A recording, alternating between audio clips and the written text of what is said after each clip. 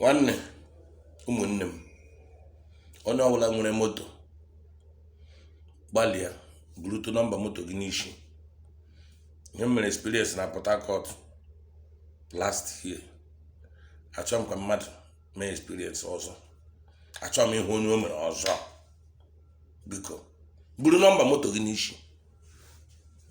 agara m ọrụ MC opposite side ebe Bori Camp megide MC megide okwugide okwu di na nwunye na-agba egwu ndị mere wedding. ofu na m wetara m plate nọmba moto blọkụrụ ụzọ sim amusi anansi this number the motor is the block our oga. The man want to go back to barracks. Made my announcement. After 10 minutes, I'm allowed to do. I will say that motor I never come out. Telling this person where I park that motor is blocking our oga. The man want to go back to barracks. Made my announcement. When I'm in all the large, there's again sim. I must leave that one. You see that motor? That motor what I block our oga. Leave him. Tell that person make it and no come again. But if he finish, make it come meet us for there. May made the announcement. When I want to know, Nana balance. Kamlawa. They even park the motor. He lost and damage the abo in motor. Damage the 14 EK-47.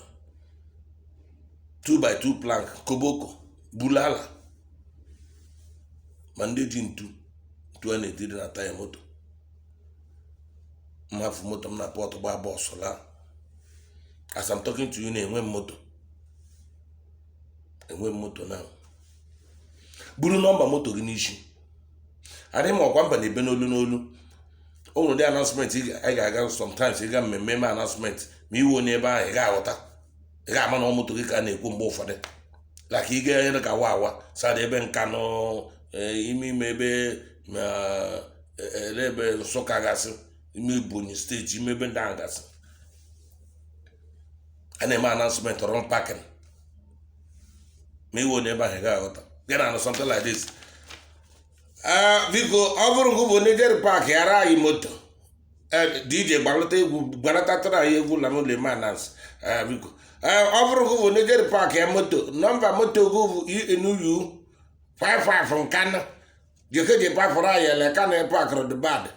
In the chance I make a chairman eye of top park or boy and all the very bad what after like but in there. If we come to buy parodia parallel, Leo could kick by Jericho or Bogan.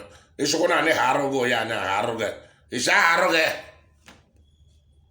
I'm not knowing you come. Ibuni, Soka, you may do some woe. Blew the announcement I had a Port Harcourt. These guys that made all your money. And I like he use a customized number. Very psychedelic number. In an announcement. The owner of this G Guard with the customized number. Amanyanabo Maputana Mini Manok one of number. You are blocking. Please go and park your car. You are blocking the Taiwan or phobia. Yeah, somebody here, you Bola hat, chieftaincy, jean and canvas. Traditional gaman who go on the park. Yeah, one blew the announcement. Side Imo State China and got mistakenly, I got will be second.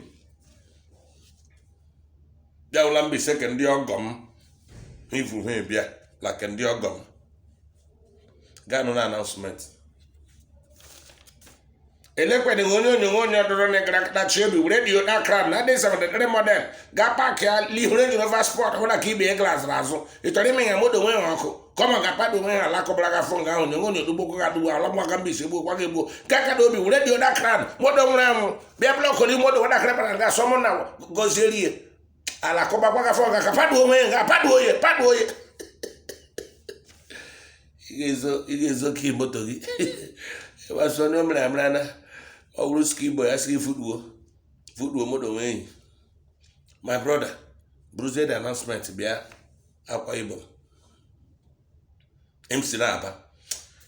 The owner of this motor, Gapi Canto, number AK456 of Garafan, ifar membo ke afada ke eri mba memma fineme ke ara kan sise nyeni bon gbare nyene won eri ntom driver ka obo de conductor tieri moto ngboro afineme ke disappointment abaska inyo your brokos sorry you are broken us for zero go move their motor nang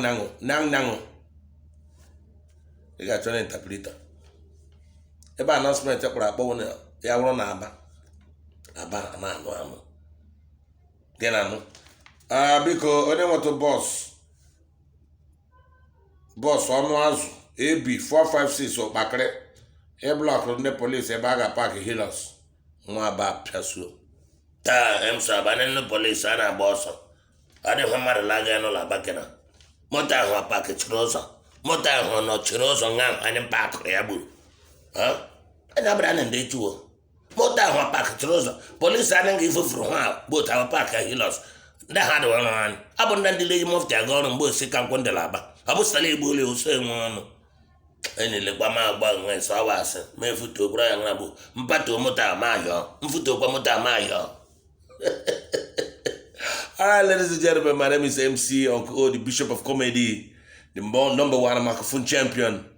If you want to get me online, I know me, I went him since the lockdown, we decided to lock up inside our rooms to save our lives. If you want to see me, call me on 080-3570-5812, or you can send me an email on mcuncleo@gmail.com. And I got that.